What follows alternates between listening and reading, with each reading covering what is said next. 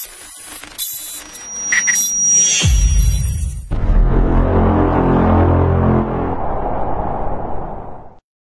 wassalamu ala rasulillah Nabiyyina Muhammadin wa ala alihi wa sahbihi wa man wala wa asyhadu an la ilaha illallah wahdahu la syarika lah wa asyhadu anna Muhammadan abduhu wa rasuluh.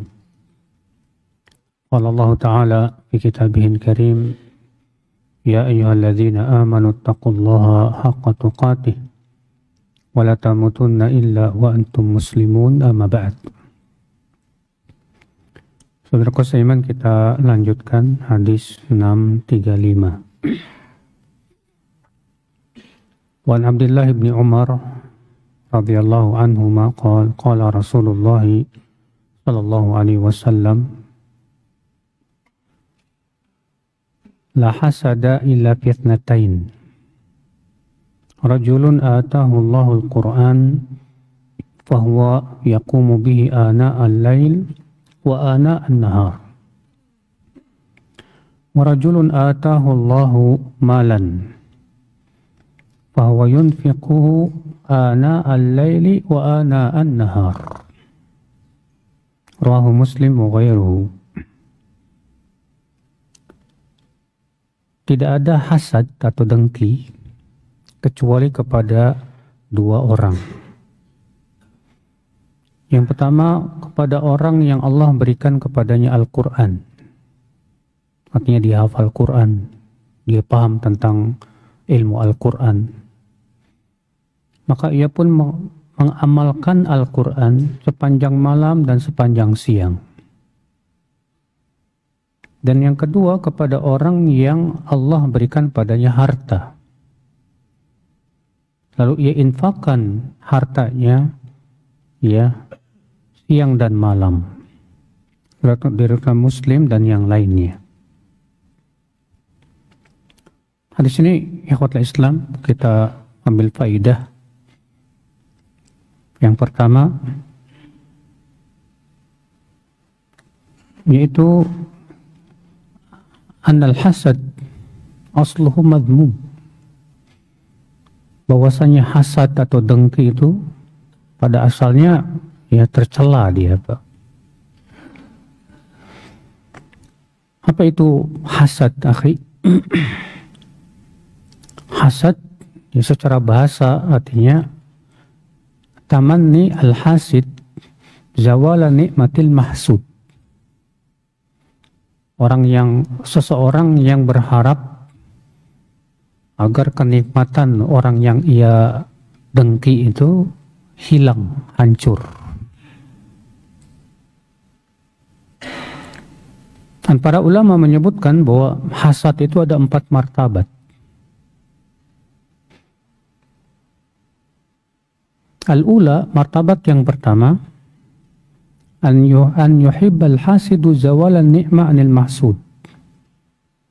Wa in kana dhalika la yantaqilu ilaih.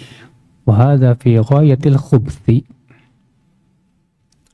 Yaitu orang yang hasad merasa suka apabila nikmat dari orang yang dihasadi itu hancur, hilang. Walaupun nikmat itu tidak berpindah kepada dirinya.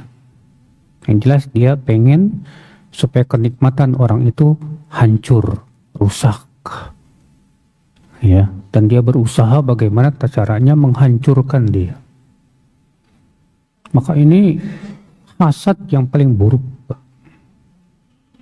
Ya. Atsaniyah, yang kedua, an yuhibba zawalan ni'mah anil mahsud wa tuhawwiluha ilaih li raghbatihi fi tilka ni'mah. Yaitu seseorang ingin agar kenikmatan orang lain itu hancur dan kenikmatan itu bisa pindah kepada dirinya. Karena dia ingin agar kenikmatan itu bisa ia raih.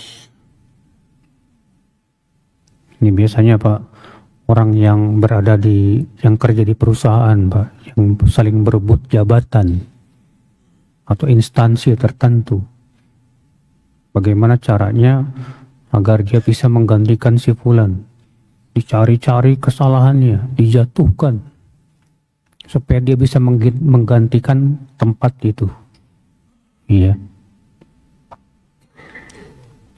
Ats-tsalitsah, yang ketiga,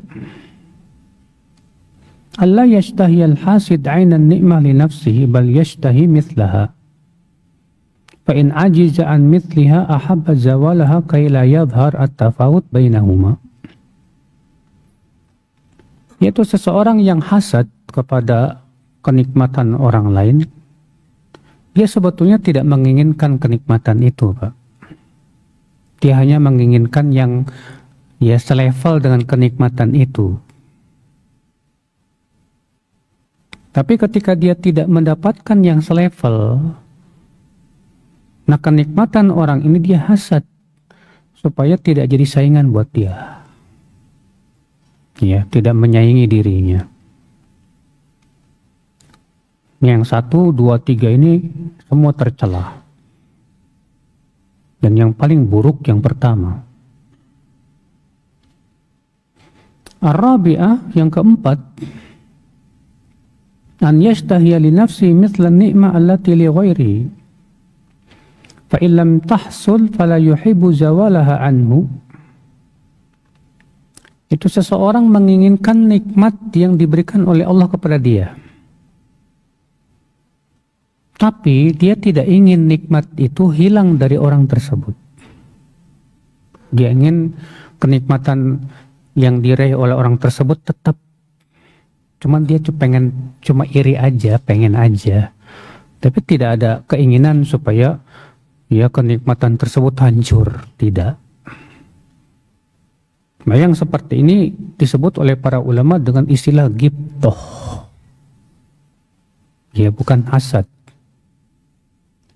Ada, nah yang keempat ini, Pak, kata para ulama, dimaafkan. Kenapa demikian? Karena sesuatu yang seperti ini, yang keempat ini, sulit untuk kita hindari, Pak. Ya.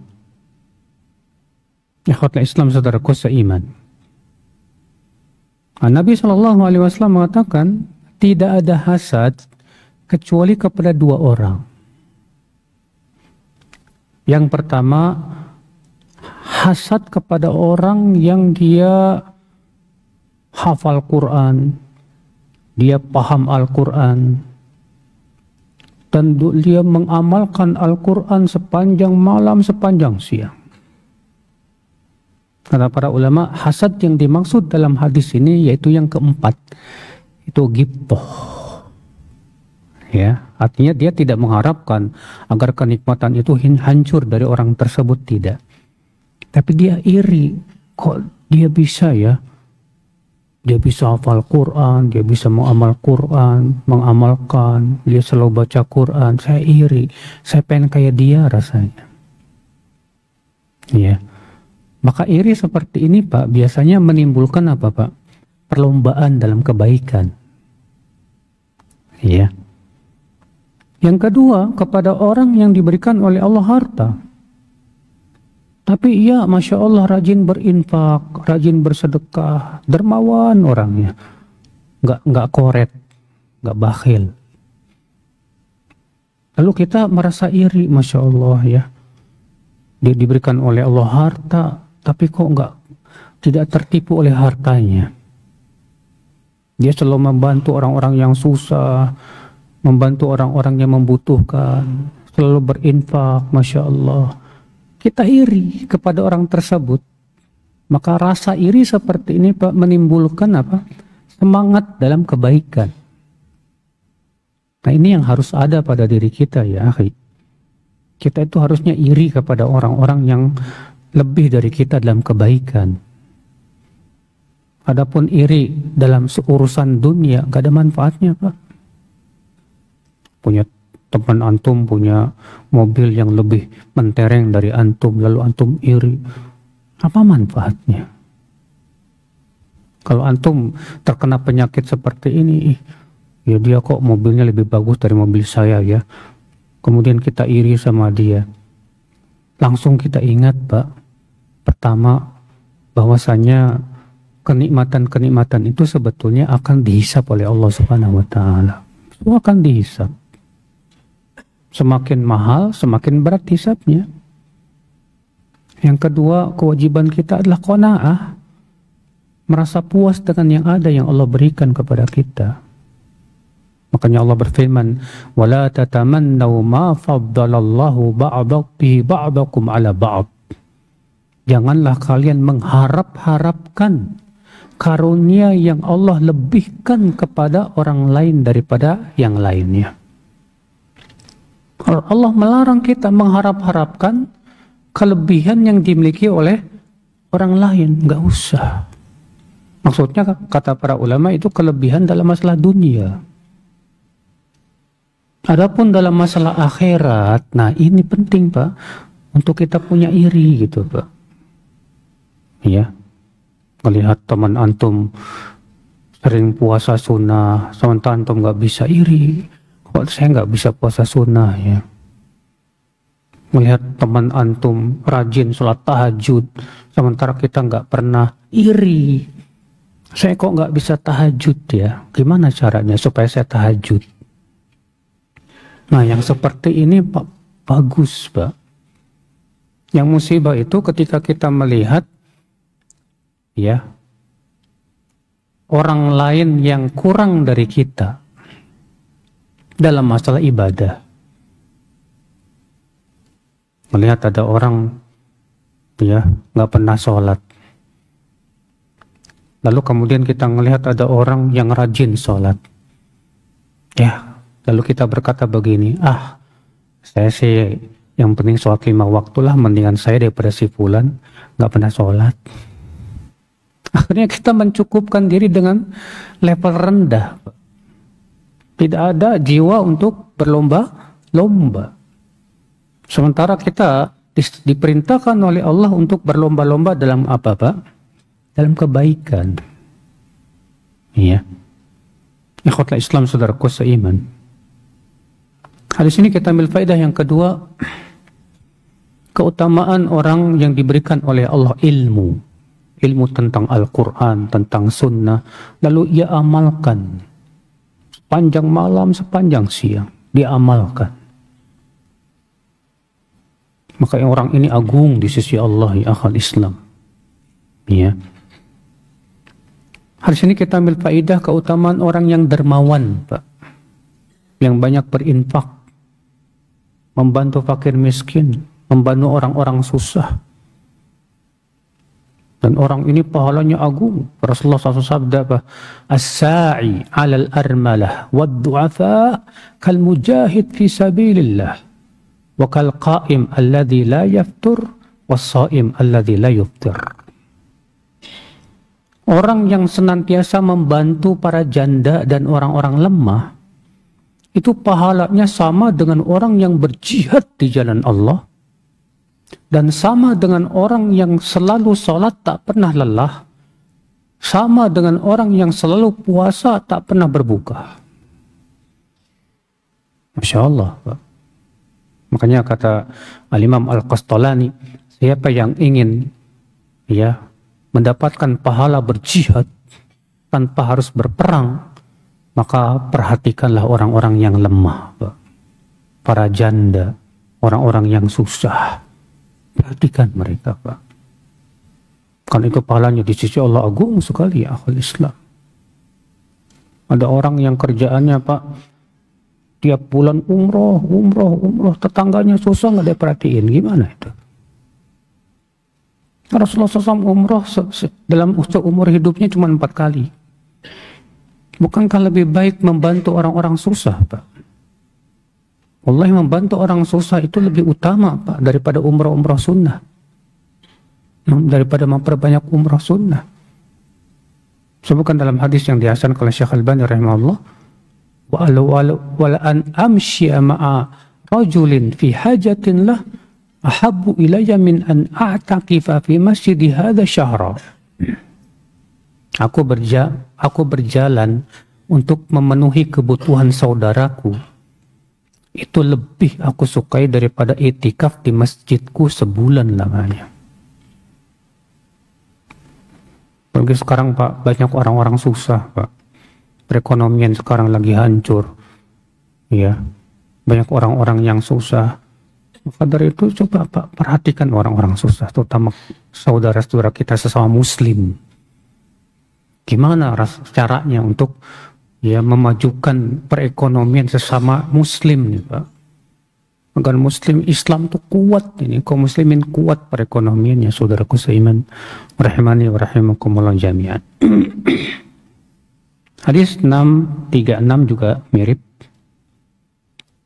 Wa Yazid bin Al-Akhnas wa kanat lahu suhbah anna Rasulullah sallallahu alaihi wasallam qala la tanafusa bainakum illa fitnatain rajulun a'tahu Allahu Qur'anan fahuwa yaqumu bi ana al-layli wan nahar wa yattabi'u ma fihi fayaqulu rajulun law anna Allah a'tani ma a'ta fulanan fa aqumu bihi kama yaqum wa rajulun a'tahu Allahu malan fahuwa yunfiqu minhu wa yatasaddaqu wa yaqulu rajulun mithla dharik rawahu Tabrani fil Kabir. Urwatuhu thiqatun masyhurun. Rasulullah SAW bersabda, tidak boleh berlomba-lomba kecuali dalam dua perkara. Yang pertama, orang yang diberikan oleh Allah, yang diajarkan Al-Quran, lalu ia mengamalkan Al-Quran sepanjang malam dan siang, dan ia mengikuti Al-Quran. Lalu orang ini berkata, andaikan Allah berikan kepada saya ilmu Al-Quran kayak si fulan itu, aku akan mengamalkan sebagaimana dia amalkan. Yang kedua, orang yang diberikan oleh Allah harta, lalu ia infakkan darinya dan ia sedekah. Lalu orang itu berkata, andaikan aku punya harta seperti si fulan, aku ingin bersedekah kayak dia. Hadis ini, akhi, kita ambil faedah, Pak, bahwa berlomba-lomba dalam menumpuk harta dunia itu tercela, Pak. Allah mengatakan apa, Pak? Alhaakumut takatsur. Alhaakum artinya apa? Telah melalaikan kalian. At-takatsur, takatsurnya apa? Berbanyak-banyakan dengan sesuatu. Ya, dengan apa? Kata Syekh Abdurrahman As-Sa'di, Allah tidak menyebutkan berbanyak-banyakan dengan apa untuk mencakup semua perkara. Itu seseorang berbangga-bangga dengan banyaknya mobil misalnya, berbangga-bangga dengan banyaknya harta misalnya, berbangga-bangga dengan banyaknya ilmu, berbangga-bangga dengan banyaknya istri, berbangga-bangga dengan banyaknya. Ini nggak boleh, Pak. Kalau berbanyak-banyak itu membuat kita jadi bangga diri, haram hukumnya. Akhwatul Islam, saudaraku seiman, rahimani wa rahimakumullah jami'an. Makanya para sahabat, Pak, perlombaan mereka itu dalam apa? Dalam amalan saleh. Dalam amalan saleh. Bukan berarti tidak boleh cari duit, nggak masalah. Antum cari duit yang banyak nggak masalah, silahkan. Asal tujuannya benar. Antum cari duit yang banyak tujuannya, kalau saya punya duit, saya ingin berinfak. Saya ingin membantu dakwah. Saya ingin memperhatikan orang-orang susah. Kalau niatnya benar, Pak, Masya Allah, barokah, Pak, biiznillah.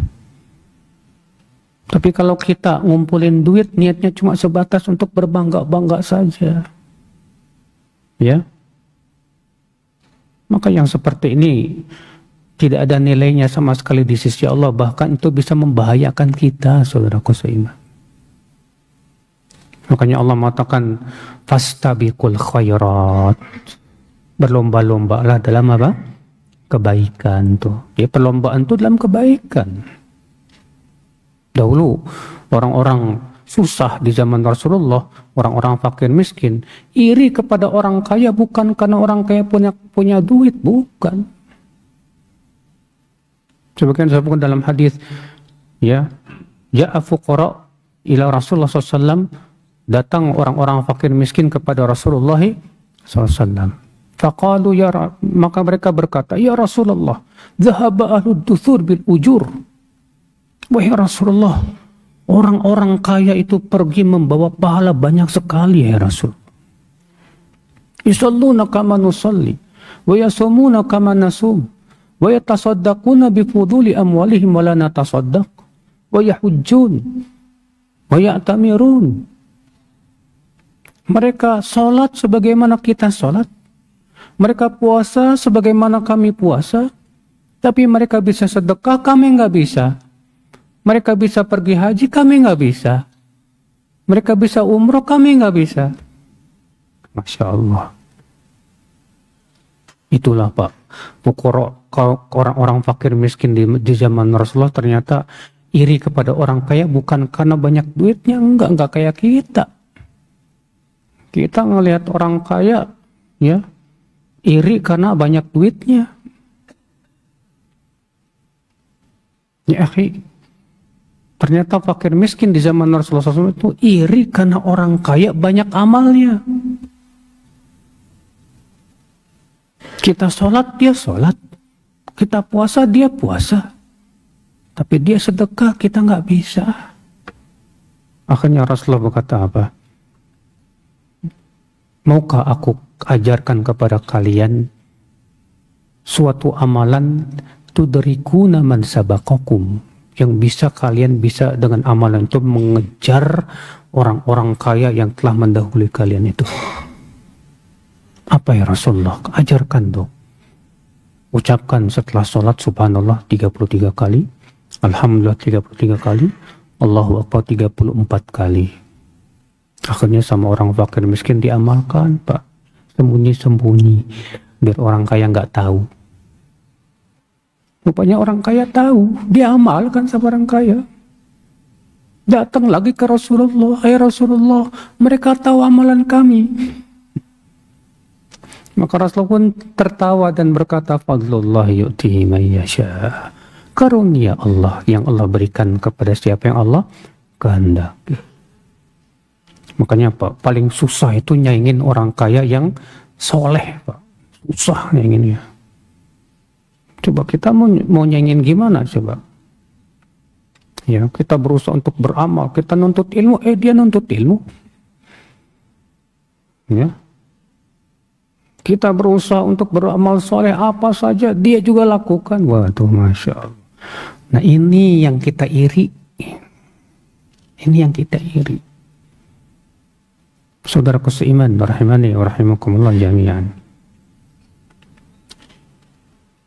Kita masuk hadis berikutnya 638.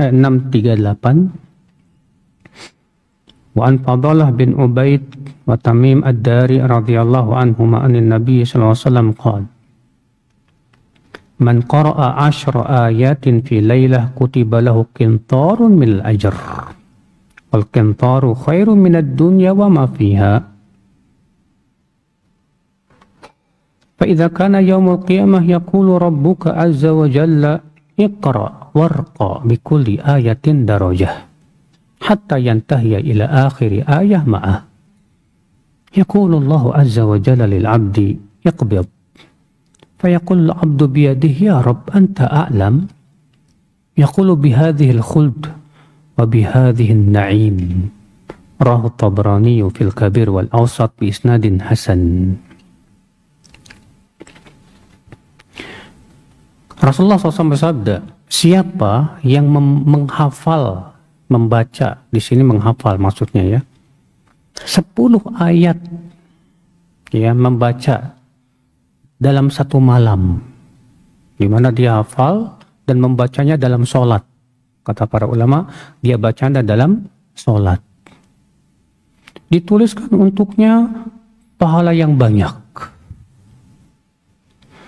Dan kintor di sini kata Rasulullah SAW lebih baik daripada dunia dan apa yang ada padanya. Maka nanti pada hari kiamat Allah akan berkata kepada orang ini, bacalah. Bacanya dengan apa Pak? Hafalan, karena di hari kiamat nggak ada mushaf. Naiklah Artinya naik derajatmu dalam surga. Karena setiap satu ayat itu menaikkan kamu satu derajat. Sampai akhir ayat yang ia hafal. Lalu Allah berfirman kepada si hamba tersebut, genggamlah. Lalu si hamba berkata, ya sambil menggenggam tangannya, ya Allah, Engkau yang lebih tahu aku harus menggenggam apa. Allah berfirman, dengan ini yaitu dengan tangan kananmu, genggamlah kekekalan di surga. Dan dengan ini yaitu tangan kirimu, genggamlah kenikmatan surga. Diriwayatkan Tabrani dalam Al-Kabir dan Al-Awsat biisnad dengan sanad yang hasan. Hadis ini menunjukkan Pak, keutamaan orang yang menghafal Al-Quran. Walaupun cuma 10 ayat. Walaupun cuma 10 ayat. Al-Fatihah berapa ayat? Hah? Al-Fatihah nggak tahu berapa ayat? 7. Al-Fatihah 7 ayat dengan ijma seluruh ulama. Alhamdulillah udah hafal Al-Fatihah 7. Al-Ikhlas, Qul huwallahu ahad, hafal nggak? Masa nggak hafal? Berapa ayat itu? Tambah lagi Qul a'udzu falaq, Qul a'udzu birabbin nas. Alhamdulillah. Setiap ayat itu menaikkan satu derajat di surga, Pak. Allahu Akbar. Tambah lagi antum hafal apa? Inna a'tayna wal asri, yang pendek-pendek. Alhamdulillah. Gimana kalau antum hafal juz amma, 1 juz hafal? Alhamdulillah. Berapa ayat itu, Pak? Bagaimana kalau antum hafal Al-Quran 30 juz? Masya Allah. Allahu Akbar. Ini menunjukkan, Pak, derajat di surga itu ribuan, Pak. Karena ayat Al-Quran sendiri lebih dari 6.000 ayat. Ya tidak. Sedangkan dalam hadis ini disebutkan, ya, warqa bikulli ayah darajah. Naiklah setiap ayatnya 1 derajat. Kalau antum hafal Al-Quran, ribuan ayat, berapa ribu derajat kamu akan naik dalam surga. Subhanallah, subhanallah. Lalu bagaimana dengan hadis, Pak? Inna fil jannati mi'at darajah. Di surga itu ada 100 derajat. Berarti bukankah hadis itu menunjukkan bahwa surga itu ada 100 derajat? Kita katakan, lanjutkan hadisnya. A'addahallahu liman jahada fi sabilillah. Yang akan Allah persiapkan untuk orang yang berjihad di jalan Allah. Artinya, untuk orang yang berjihad saja disediakan 100 derajat. Belum lagi yang lain. Makanya tidak ada yang mengetahui berapa derajat di surga kecuali siapa? Allah subhanahu wa ta'ala.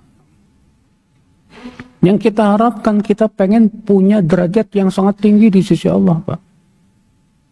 Saya nggak hafal Quran, Ustadz, tapi saya pengen punya derajat yang tinggi. Gimana dong caranya? Ada amalan lain, Pak. Alhamdulillah. Apa itu? Akhlak yang baik. Karena Rasulullah disebutkan dalam riwayat Abu Daud, ya, ana za'imun bi baitin fi a'lal jannah liman hasuna khuluquhu. Aku menjamin dengan rumah di surga yang paling tinggi bagi orang yang akhlaknya baik. Ya. Kalau kita nggak bisa hafal Quran, untuk menyaingi penghafal Quran ternyata dengan akhlak yang baik bisa, Pak. Maka dari itu kita perhatikan, setiap kita introspeksi diri, akhlak kita udah baik apa belum, gitu kan? Iya.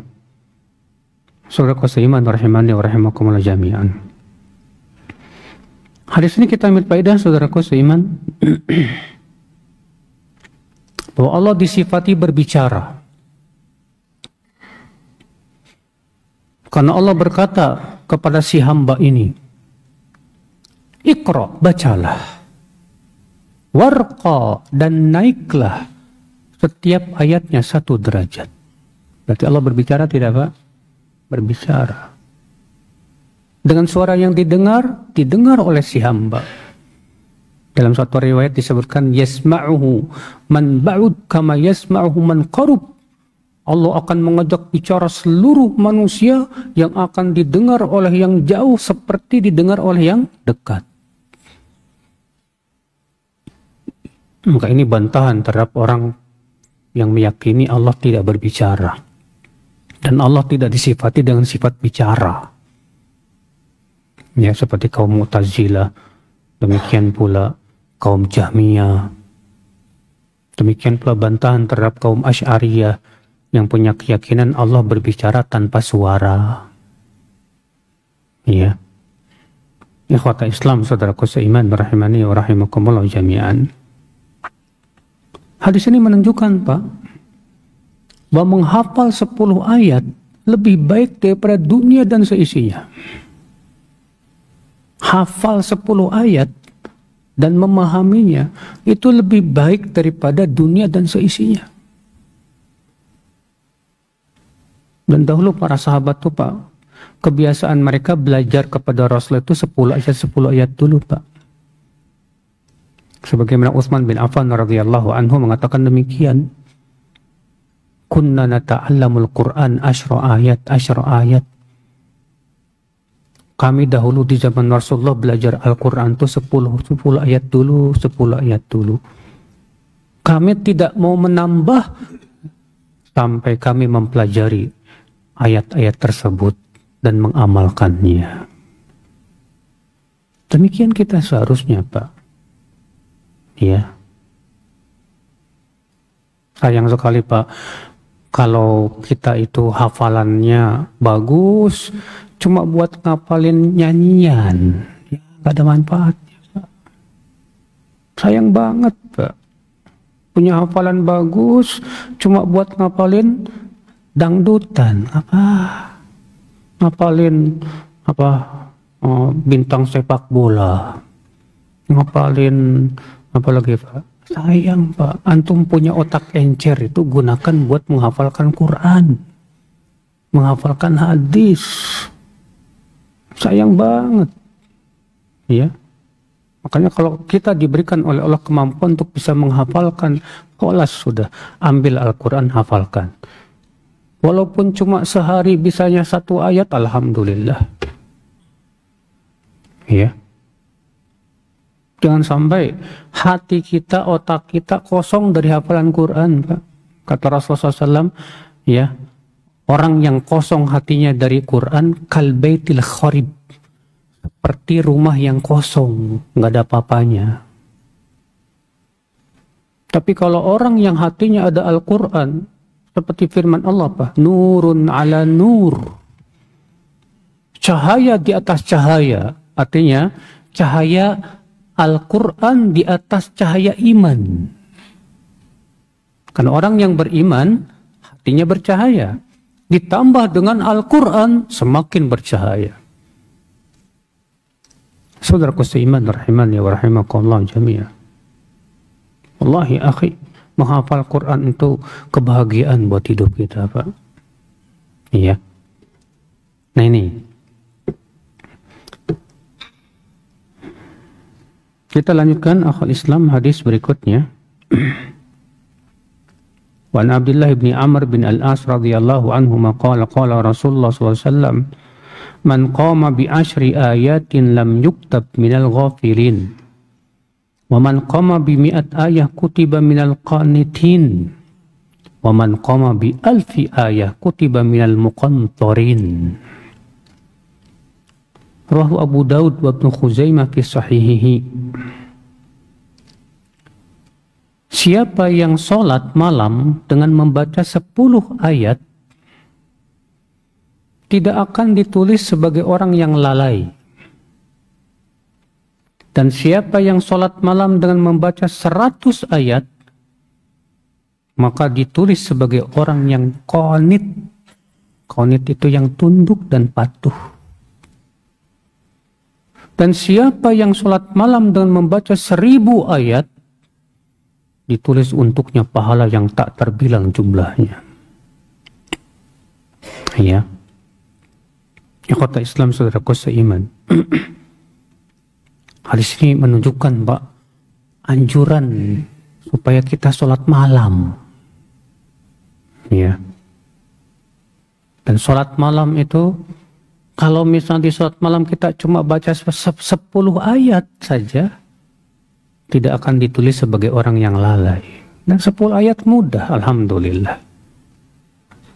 Qul a'udzu birabbil falaq, qul a'udzu birabbin nas aja udah 11 ayat, Pak. Ya. Kalau antum tahajud setiap 11 rakaat misalnya. Atau antum bisanya cuma witir doang lah, 3 rakaat, nggak masalah. Rakaat pertama baca sabihis, rakaat kedua qul ya ayyuhal kafirun, rakaat yang ketiga qul huwallahu ahad. Udah lebih dari 10 ayat itu, Pak. Lumayan. Ya. Apalagi kalau antum bisa baca salat tahajud sampai 100 ayat, Masya Allah, alhamdulillah. 100 ayat gampang nggak, Pak? Gampang kok.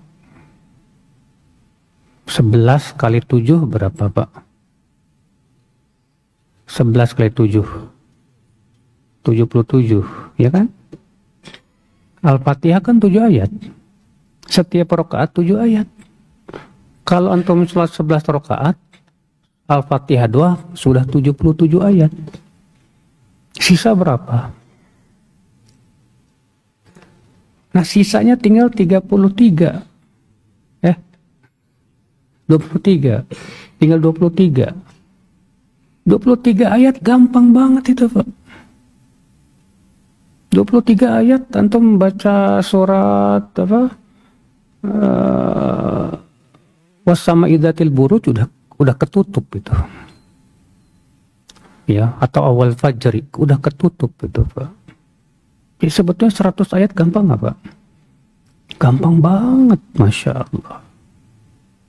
Ya. 1000 ayat. Kalau antum hafal apa?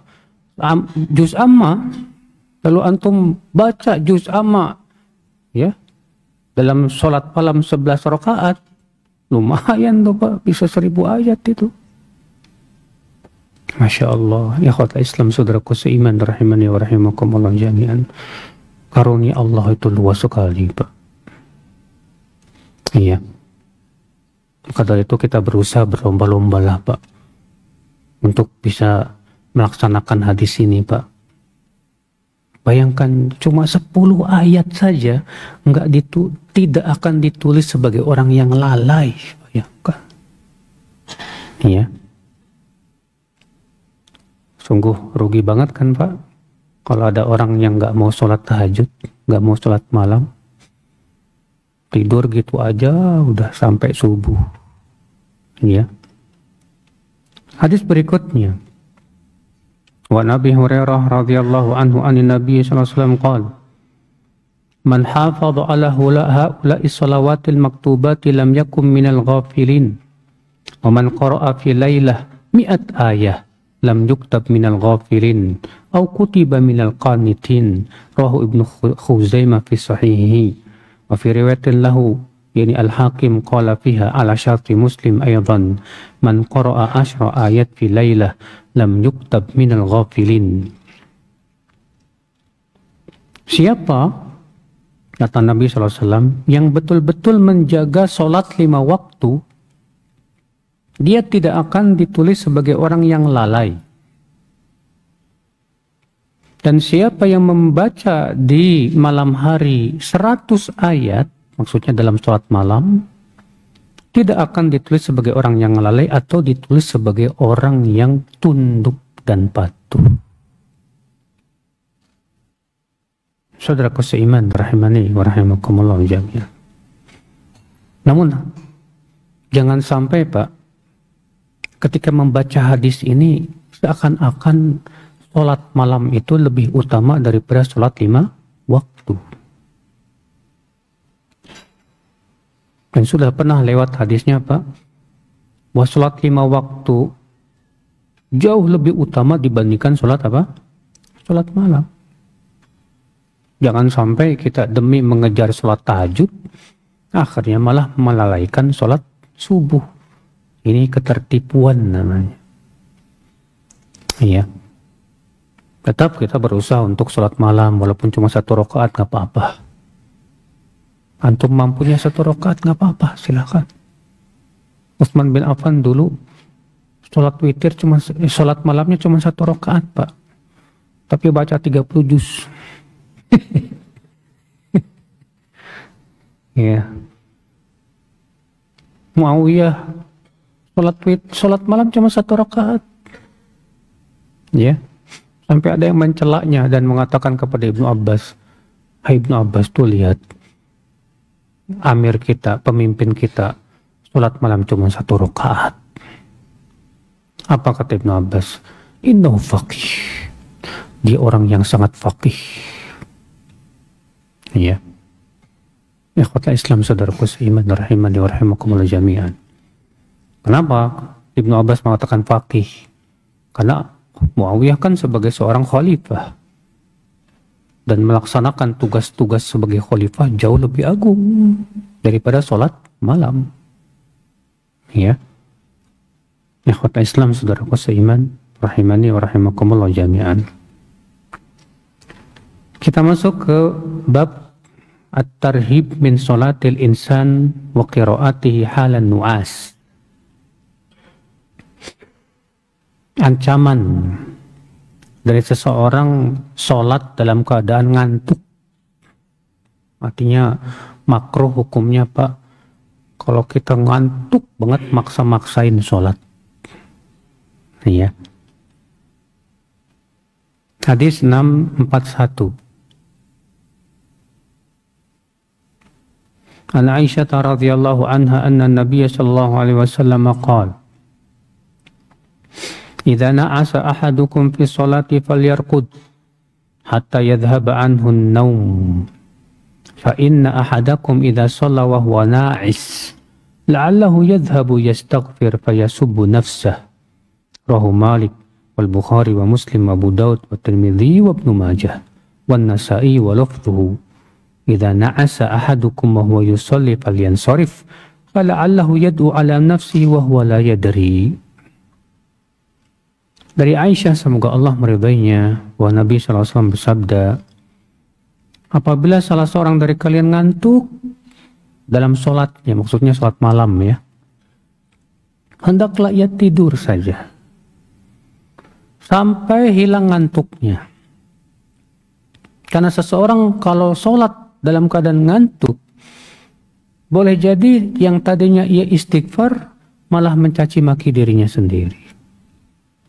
Diriwayatkan Imam Malik, Bukhari, Muslim, Abu Daud, Tirmidzi dan Ibnu Majah. Demikian pula Nasa'i, namun lafadznya, apabila salah seorang dari kalian mengantuk dalam keadaan ia sholat, hendaklah ia tidur. Barangkali kalau ia paksakan sholat terus, ia malah mendoakan kecelakaan atas dirinya sendiri dalam keadaan tidak sadar. Hadis ini menunjukkan, Pak, ya, bahwa hendaknya seseorang itu sholat dalam keadaan semangat. Supaya apa? Supaya bisa khusyuk. Supaya bisa betul-betul memahami dan memaknai bacaan-bacaan sholat. Hadis ini kita ambil faedah yang kedua, Pak. Hendaknya, Pak, kita berusaha untuk menghilangkan segala macam sebab yang menyebabkan kita tidak khusyuk. Semua perkara yang membuat kita tidak bisa khusyuk, kita harus berusaha untuk hindari. Ngantuk itu termasuk perkara yang membuat kita tidak bisa khusyuk. Bahkan orang ngantuk banget itu bacaannya sering salah, Pak. Baca walaili idza yaksha nyambungnya ke sabihis. Iya, kalau lagi ngantuk begitu. Pas sadar, tuh, ingat saya tadi di awal baca walaili idza yaksha, kok selesainya sabihis gimana? Itu akibat ngantuk. Ya. Maka dari itu Nabi SAW menyuruh kalau kita ngantuk, udah tidur aja. Jangan dipaksa. Ya. Demikian pula semua perkara yang membuat kita tidak bisa khusyuk, segera kita awaskan, hindari. Antum sholat sambil pengen kentut, gimana ini? Kentut yang ditahan, Pak, itu nikmat. Penyakit itu yang ditahan, udah keluarin aja. Jangan sampai mengganggu kekhusyuan. Apalagi kalau misalnya itu pengen buang air besar atau pengen buang air kecil. Ya. Makanya Nabi SAW melarang itu.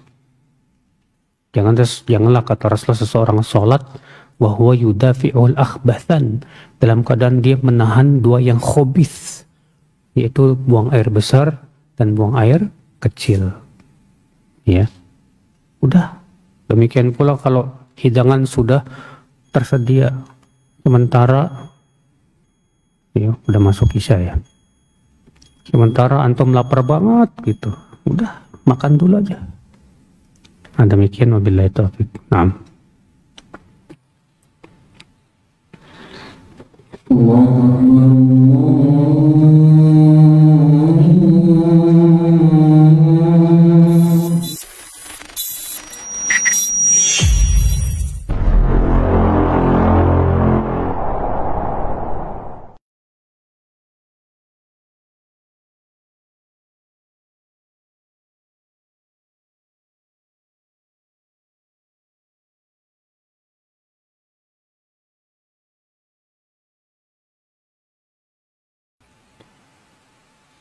Habis selesai sholat 5 waktu kita dianjurkan berdoa.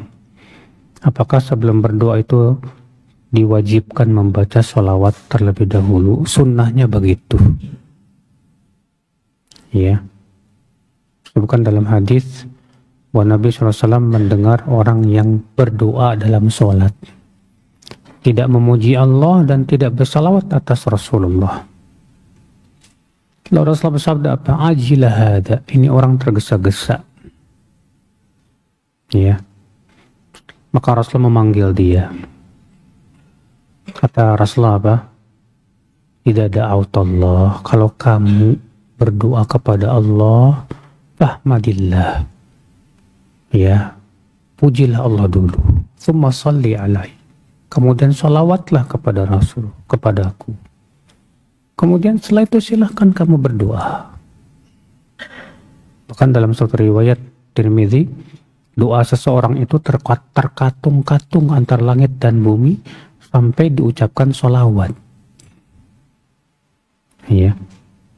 Dan yang perlu diingatkan Pak di sini, setelah selesai sholat itu Pak, yang dianjurkan dzikir dulu, jangan langsung berdoa. Kata Ibnu Qayyim dalam kitab Zadul Ma'ad, doa setelah salat itu setelah selesai zikir. Setelah zikir, subhanallah 33 kali, alhamdulillah 33 kali, Allahu akbar 33 kali, la ilaha illallah wahdahu la syarika lahu lahul mulku wa lahul hamdu wa huwa ala kulli syai'in qadir. Kemudian baca ayat kursi, qul falaq, qul a'udzu birabbin nas. Setelah itu mau berdoa silahkan. Namun ya, apakah disyariatkan mengangkat tangan untuk doa setelah sholat? Imam Asy-Syatibi mengatakan tidak disyariatkan. Karena banyak yang sholat bersama Rasulullah SAW, tidak ada satupun riwayat para sahabat yang menukil. Tidak pula disebutkan bahwa Rasulullah SAW memimpin doa setelah sholat 5 waktu. Banyaknya sahabat yang sholat bersama Rasulullah, tapi tidak ada yang menukil. Itu menunjukkan bahwa itu tidak disyariatkan, saudaraku seiman. Ya. Boleh nggak puasa bulan Muharram itu mulai tanggal 1 sampai 10? Tidak ada dalil, Pak, bahwa puasa Muharram itu harus dari tanggal 1 sampai 10. Rasulullah SAW hanya mengatakan afdalus siyam ba'da Ramadan siyamu syahrullahil Muharram. Sebaik-baik puasa setelah Ramadan adalah puasa di bulan Muharram. Apa yang dimaksud dengan puasa di bulan Muharram? Tentu puasa-puasa yang disyariatkan, seperti puasa Senin Kemis, puasa Ayyamul Bid, puasa Daud. Adapun puasa dari 1 sampai tanggal 10, mana dalilnya? Nggak ada. Ya.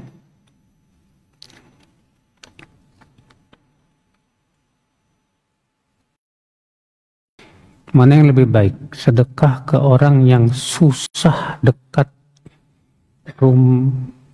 rumah tinggal tapi tidak sholat, atau membantu orang yang susah tapi di luar kota jauh, Ustaz.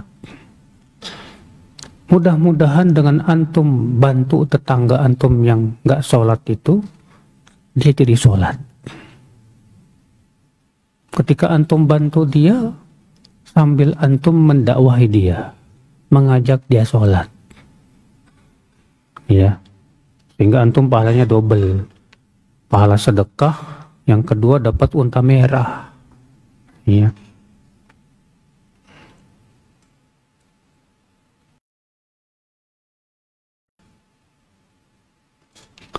Tidak disukainya orang yang berlebih-lebihan diri dalam ibadah. Terus apa nih? Rasul yang sholat sampai kakinya bengkak bagaimana, Ustadz? Masalahnya antum mampu nggak kayak Rasul? Betul, memang tidak boleh berlebihan, sahih. Tapi kan tidak berlebihan yang dimaksud di sini kata para ulama melebihi kemampuan. Rasul mampu, dan bagi Rasul itu mudah. Ya, makanya ketika Aisyah ditanya, Aisyah radhiyallahu bertanya kepada Rasulullah SAW, ya Rasulullah, ya, alaysa qad ghafarallahu laka ma taqaddama min dzambika wa ma ta'akhkhar. Hai Rasulullah, bukankah Allah sudah ampuni dosamu yang lalu maupun yang akan datang? Tapi engkau sholat sampai kakimu bengkak. Apa kata Rasulullah? Ya Aisyah, afala akunu abdan syakura? Tidak bolehkah aku, hai Aisyah, menjadi hamba yang bersyukur? Ya. Nah ini, jadi kalau kita tidak mampu seperti Rasul, dan siapa yang mampu seperti Rasul? Jangan dipaksa, nggak boleh. Ah, saya mau kayak Rasul, sampai kaki bengkak. Besok-besok kapok. Sementara Rasul nggak kapok, karena memang beliau diberikan oleh Allah kekuatan ibadah yang luar biasa. Bahkan para sahabat sendiri mengakui, kata sebagian mereka, ya, fa'ayyuna yaqwa kama qawiya Rasul atau kama qala. Siapa di antara kami yang kuat seperti Rasulullah SAW dalam ibadah? Ya, Ibn Mas'ud pernah sholat jadi makmum. Suatu malam Ibn Mas'ud melihat Rasul sedang sholat, maka Ibn Mas'ud langsung pergi jadi makmum. Ternyata baca Al-Baqarah. Dikira sampai Ibn Mas'ud Al-Baqarah selesai nih, lanjut An-Nisa. Kayaknya An-Nisa selesainya, lanjut Ali Imran. Kata Ibn Mas'ud, hatta ini hamamtu bi amrisu, sampai-sampai aku berniat buruk, mau udahan aja, udah capek. Ya, ikhwatul Islam, saudaraku seiman.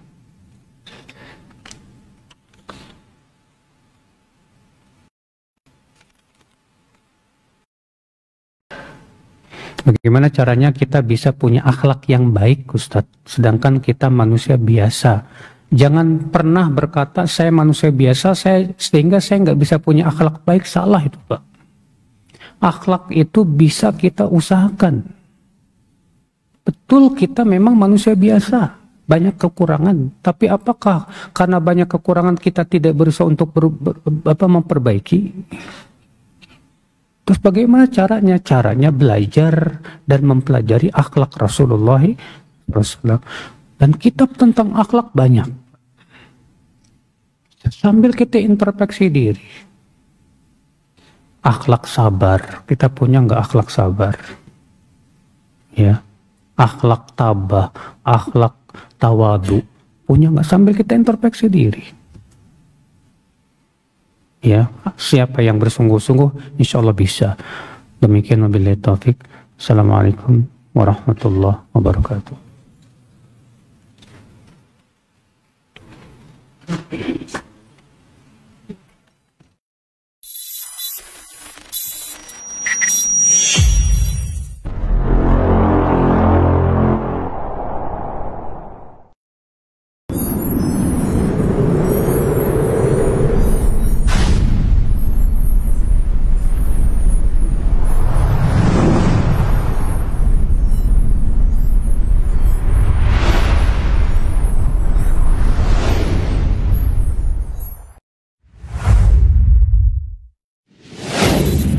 Assalamualaikum warahmatullahi wabarakatuh. Saudara-saudariku, para pemirsa Hasil TV dimanapun Anda berada, rahimani wa rahimakumullah.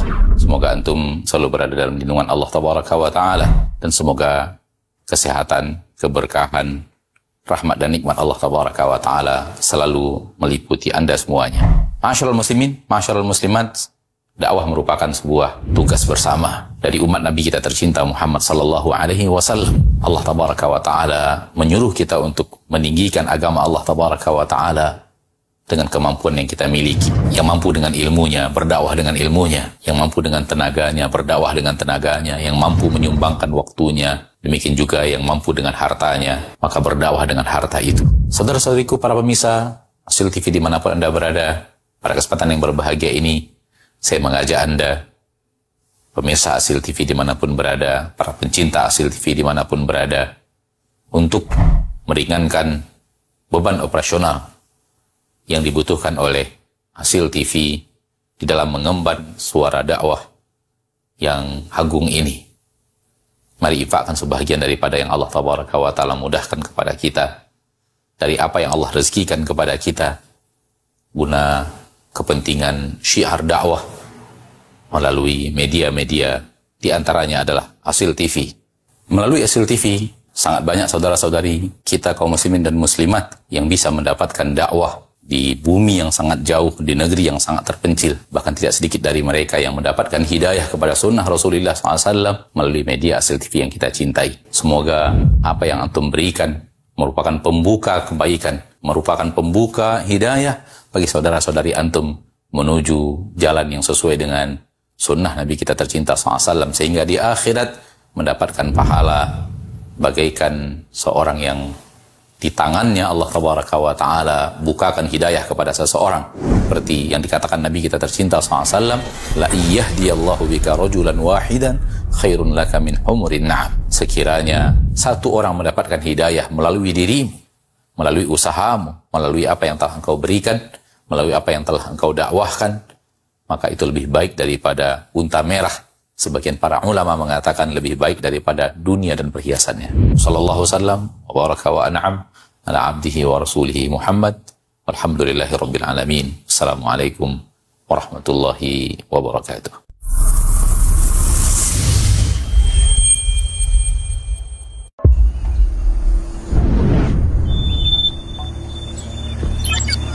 Assalamualaikum warahmatullahi wabarakatuh.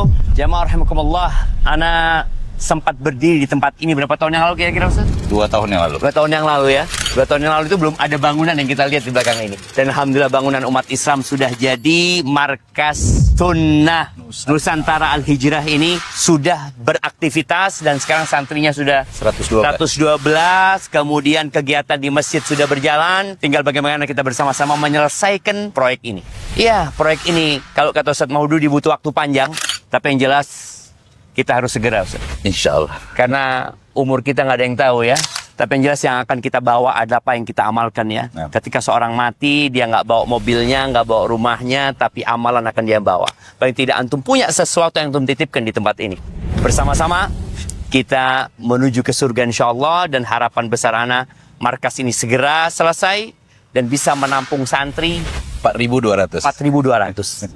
Anak-anak sampai orang tua, laki-laki dan perempuan. Jadi ada pondok lansia nanti, Ustaz ya. Seperti itu. Jazakallah khair buat umat Islam.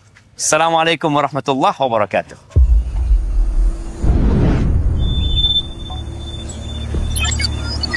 Sesungguhnya Sesungguhnya dialah Allah Tabaraka wa Ta'ala yang maha mencipta. Bumi yang begitu luas terasa oleh kita, semua ini adalah ciptaan Allah Rabbul Izzati wal Jalalah. Dan salah satu di antara ciptaan Allah yang sangat kecil dan kerdil adalah manusia.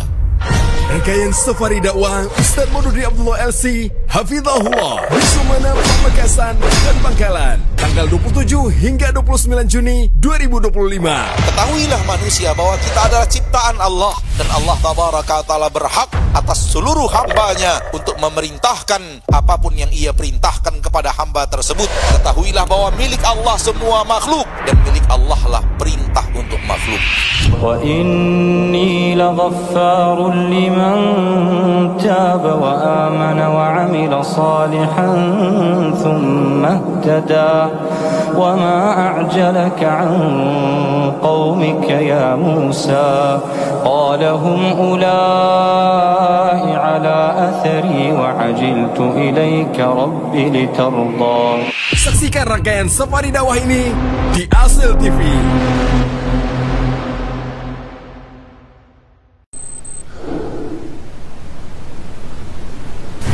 Jabir untuk ketemu Abdillah mendengar hadis Nabi SAW, yahsyurullahu an-nasa yaumal qiyamati hufatan uratan buhma.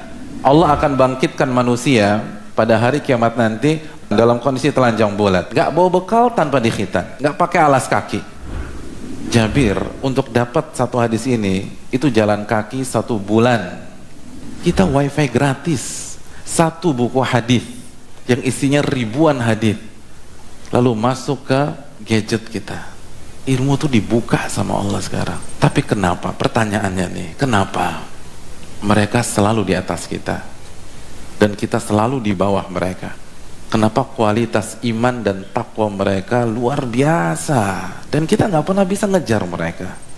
Padahal kalau pakai logika, orang yang bisa mengumpulkan ribuan hadis hanya modal 2 jempol, itu kualitasnya akan lebih bagus daripada orang yang harus jalan kaki 1 bulan dapetin 1 hadis. Kan dia lebih efisien, lebih cepat.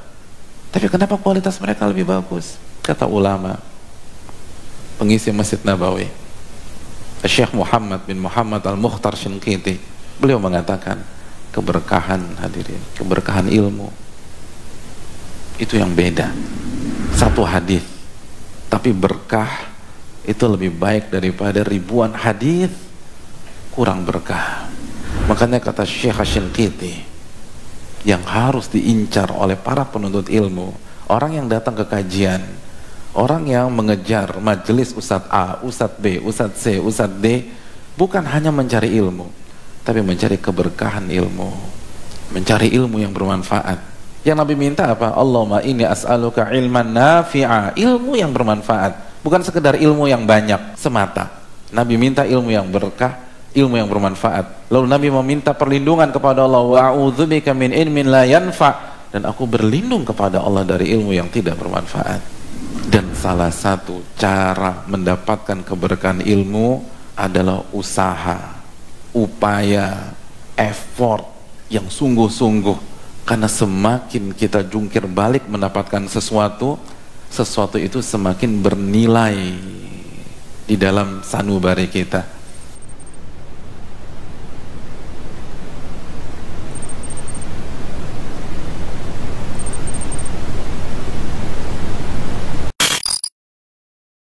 Dan betapa banyak hari ini orang-orang yang meninggalkan salat karena pekerjaannya, karena mencari kehidupan. Padahal kehidupannya siapa yang memberikan? Allah Subhanahu wa ta'ala. A'udzu billahi minasy syaithanir rajim. Bismillahirrahmanirrahim. Khalafa min ba'dihim khalfun adha'u as-salata wattaba'u ash-shahawat fasawfa yalqawna ghayya illa man taba wa amana wa 'amila salihan فأولئك يدخلون الجنة ولا يظلمون شيئا. Allah tegaskan kepada kita, jangan gara-gara mencari kehidupan dunia kita meninggalkan salat. Allah yang berikan rezeki kepada kita, bukan bos kita, bukan atasan kita, bukan karena ikhtiar kita. Ikhtiar itu hanya sekedar sebab. Yang menentukan dan memberikan rizki adalah Allah Subhanahu wa ta'ala. وأمر أهلك بالصلاة واصطبر عليها وأمر أهلك بالصلاة واصطبر عليها لا نسألك رزقا نحن نرزقك والعاقبة للتقوى. وأمر أهلك بالصلاة, perintahkan keluargamu untuk salat, kata Allah Subhanahu wa ta'ala, wastabir 'alaiha, dan bersabarlah di atas salat tersebut. La nas'aluka rizqa, kami tidak minta rizki dari kalian. Nahnu narzukuk, Allah tegaskan kepada kita, kami yang berikan rizki kepada kalian.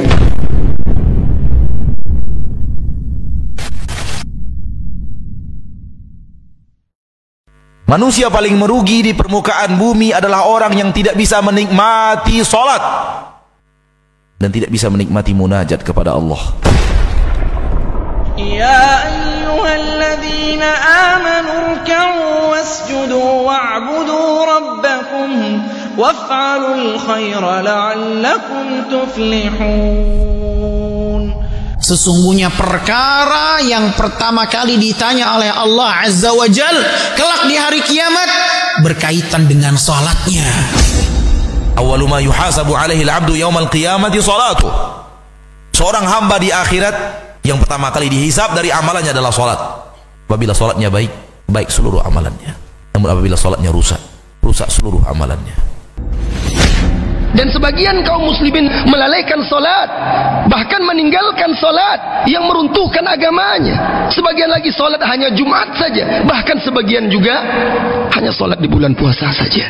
Mereka yang meninggalkan salat dengan sengaja, sesungguhnya mereka telah terjerumus ke dalam kefasikan yang nyata, dan ditakutkan mereka akan terjerumus ke dalam kekufuran ikhwatal iman. Bainar rajuli wal kufri wasyirki tarkus salah, faman tarakaha faqad kafar. Pembatas antara seseorang dan kesyirikan serta kekufuran adalah salat. Barang siapa yang meninggalkannya jatuh dalam lembah kekufuran. Bagaimana seseorang mengaku muslim sementara bangunan Islamnya runtuh karena tiang penyanggahnya telah runtuh, yaitu salat.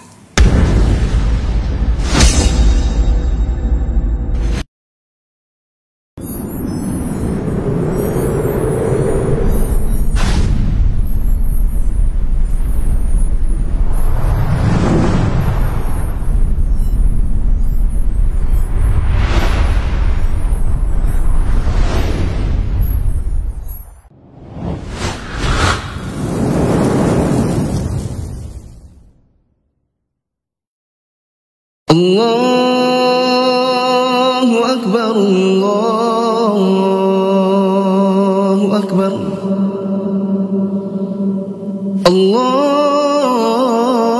Allahu Akbar, Allahu Akbar. Asyhadu an la ilaha illallah.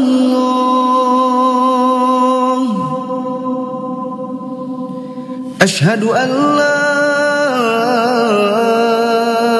ilaha illallah.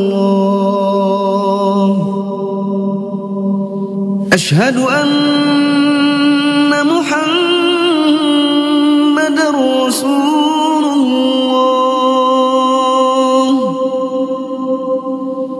Asyhadu Muhammadar Rasulullah.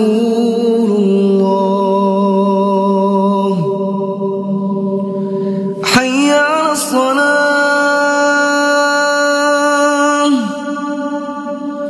hayya 'alas salah,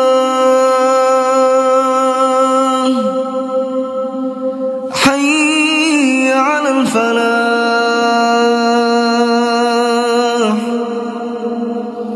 حي على الفلاح.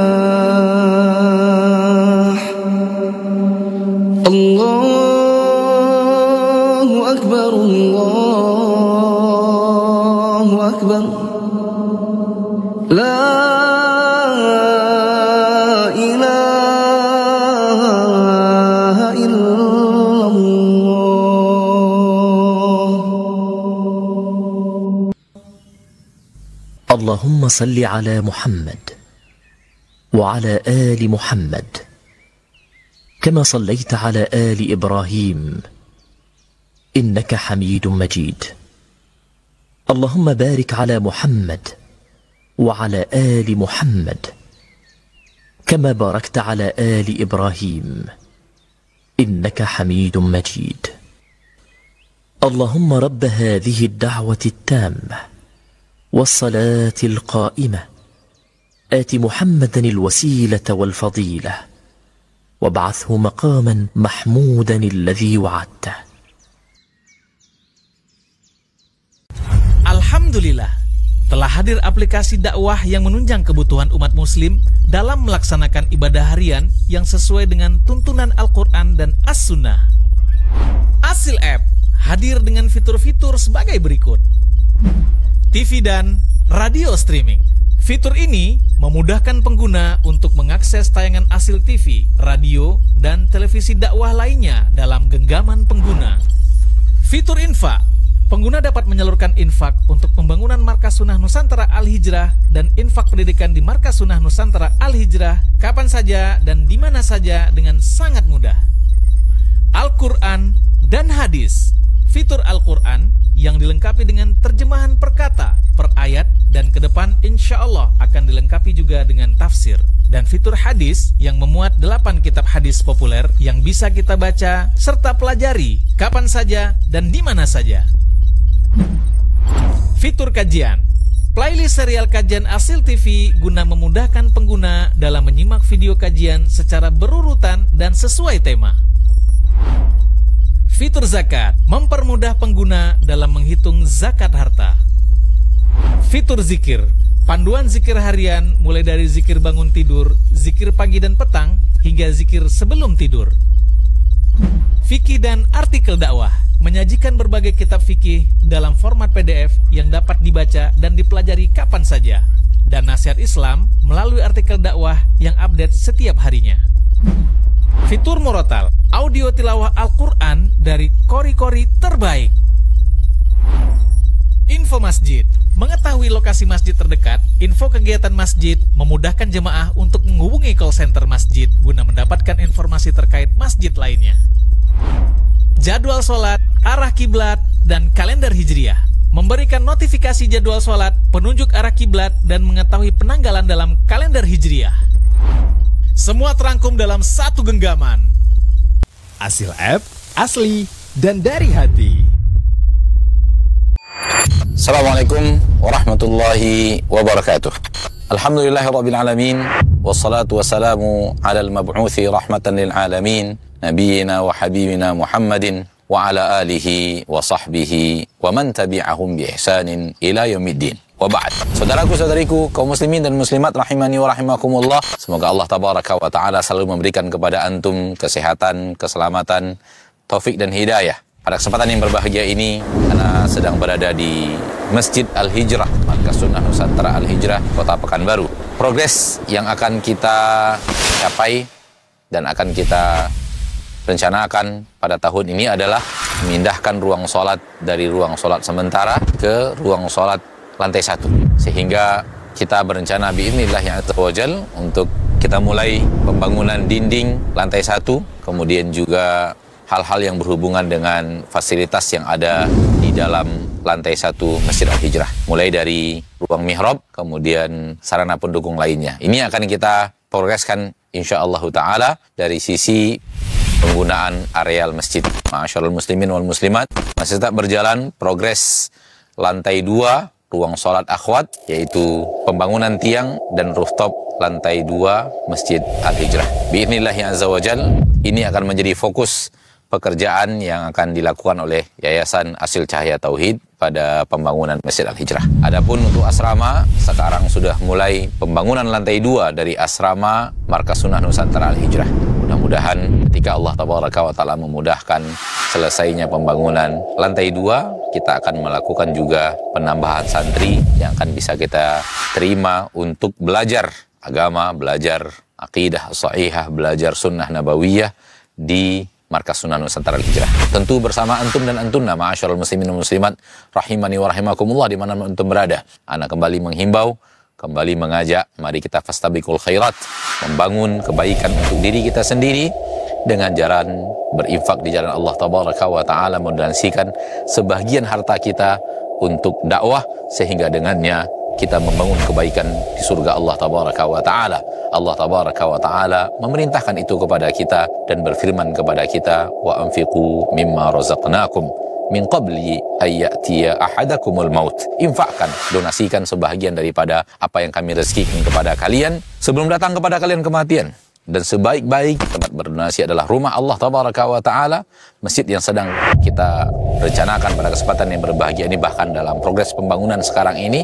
Dan sebaik-baik tempat juga adalah tempat di mana kaum muslimin menimba ilmu, menuntut ilmu untuk menyebarkan dakwah dan agama Allah Tabaraka wa Ta'ala di bumi yang kita cintai.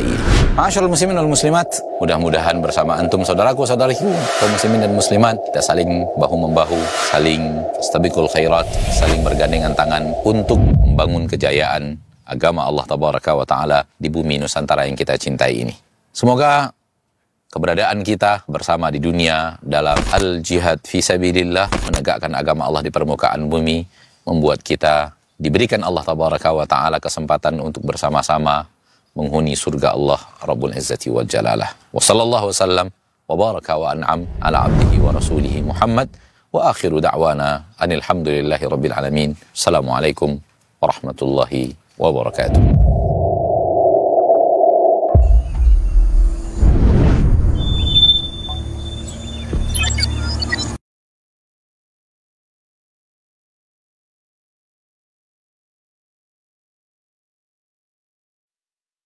بسم الله الرحمن الرحيم سأل سائل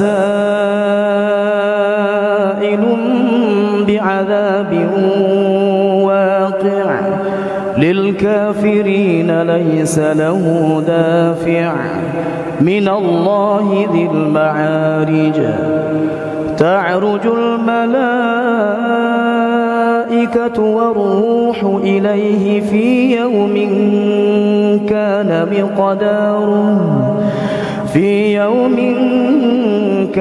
مقداره 50,000 سنة فاصبر صبرا جميلا إنهم يرونه بعيدا ونراه قريبا يوم تكون السماء كالمهل وتكون الجبال كالعهن ولا يسأل حميم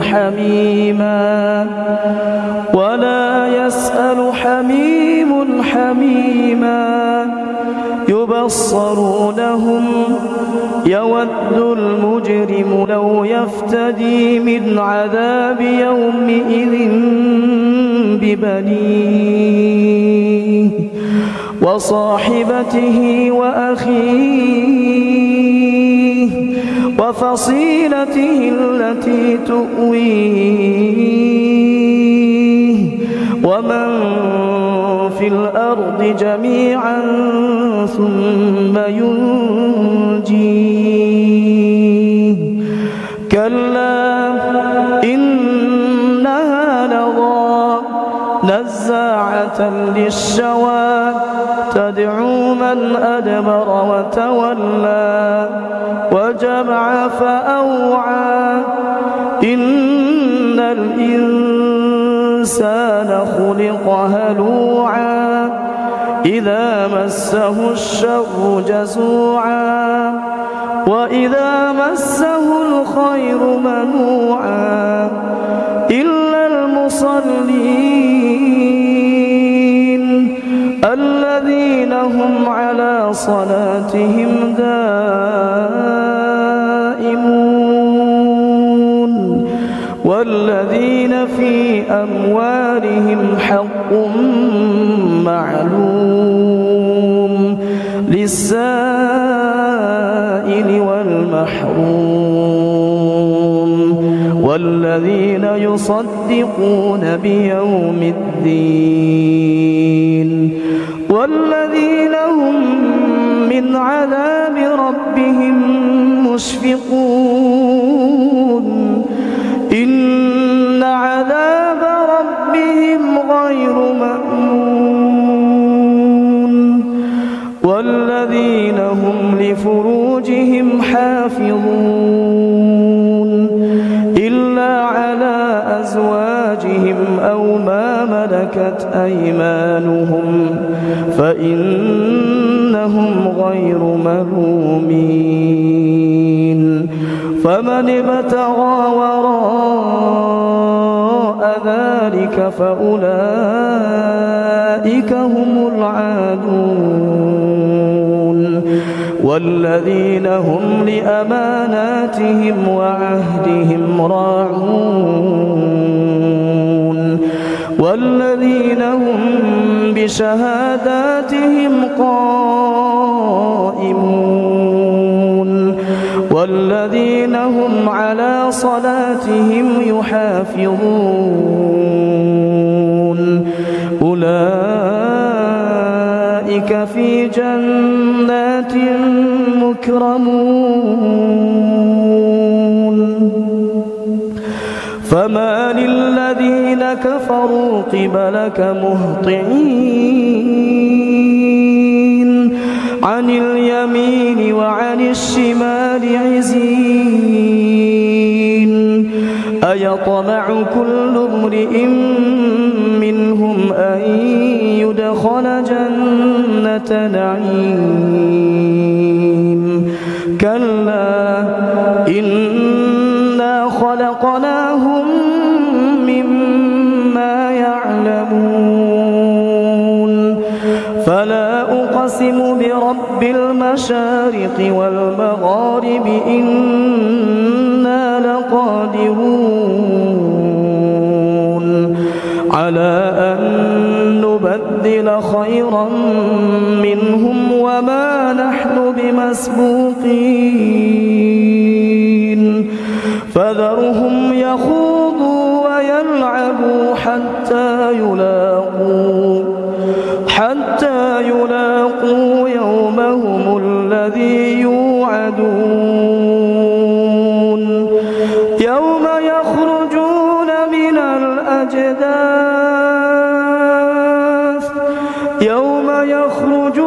من الأجداث سراعا كأنهم إلى نصب يوفضون خاشعة أبصارهم ترهقهم ذلة ذلك اليوم الذي كانوا يوعدون بسم الله الرحمن الرحيم وأيوب إذ نادى ربه أني مسني الضر وأنت أرحم الراحمين فاستجبنا له فكشفنا ما به من ضر وآتيناه أهله ومثلهم معهم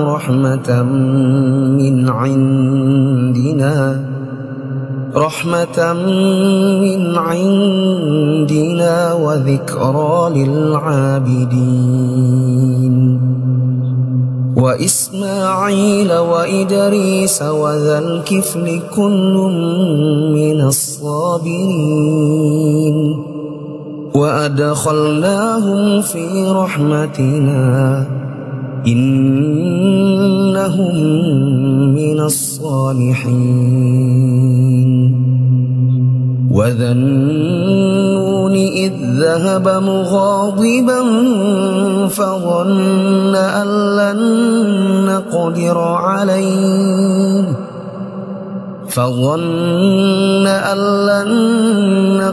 عليه فنادى فنادى في الظلمات أن لا إله إلا أنت سبحانك لا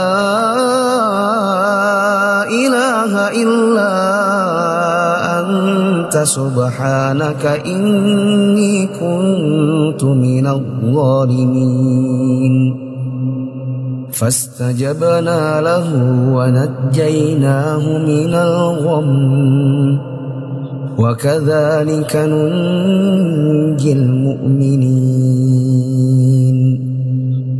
وزكريا إذ نادى ربه رب لا تذرني فردا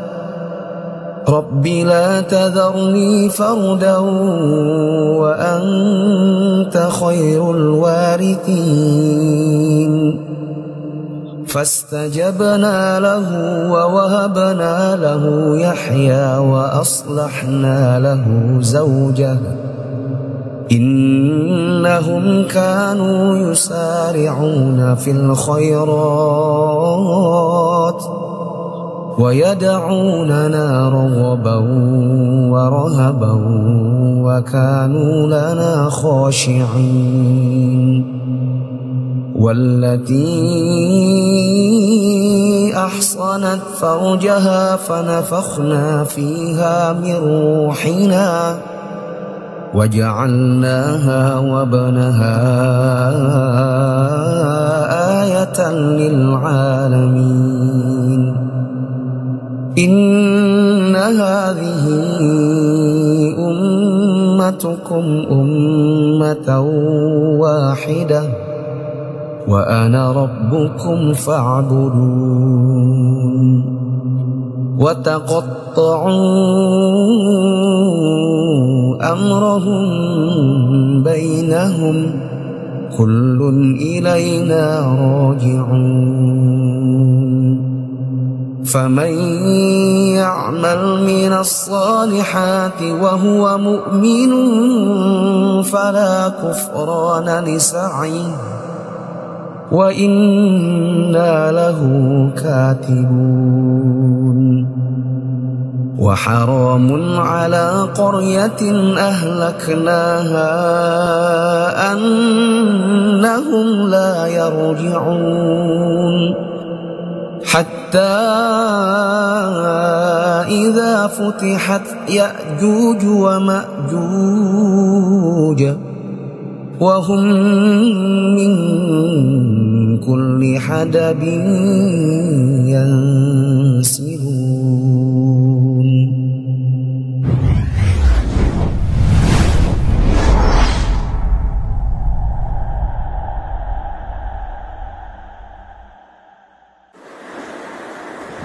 أعوذ بالله من الشيطان الرجيم